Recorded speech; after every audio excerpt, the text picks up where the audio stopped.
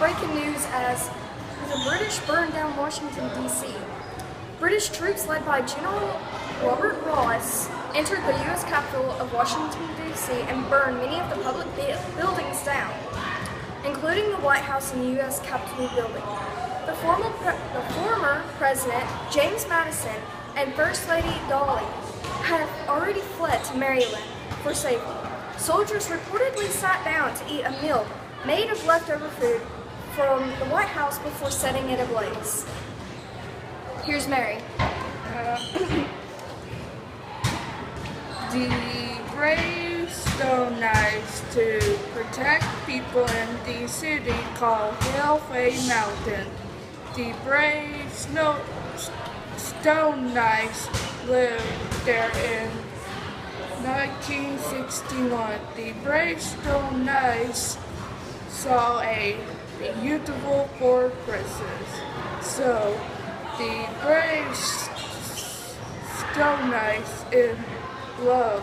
So one day they saw a half-man dragon, and the four person are captured from the half-man dragon, and the brave stone knights fight for battle, and the half-man dragon defeated in the battle, and the fortresses are saved. So the brave stone knights and the fortresses a merry love. And the end. Good job, Mary. Monday, 21 February 1814. A uniformed man posing on Colonel du Bourg ADD camp to Lord Cathcart arrived at the Ship Inn at Dover, England, bearing news that Napoleon I of France had been killed and the Bourbons were victorious. Rumors of Napoleon's defeat had been circulating throughout the month, and the combined events had a significant impact on the London Stock Exchange. The value of government securities soared in the morning after the news from Dover began to circulate among traders at the exchange. Lacking official confirmation of the news, prices began to slide after the rush, only to be further propped up at noon by the French officers and their handbills. However, the entire affair was to deliberate hopes. In the afternoon, the government confirmed that the news of peace was fabrication. The effect stocks prices immediately sank to their previous levels. Our section is Napoleon loses power. Napoleon has lost power and has given up his throne due to the combination of reasons that led to this. The original cause of this was the failure to invade Russia. Napoleon had left France with 600,000 troops, but less than 100,000 returned. Those left behind were crushed by the cold and starvation. As a result of this, Napoleon and French were no longer seen as invincible.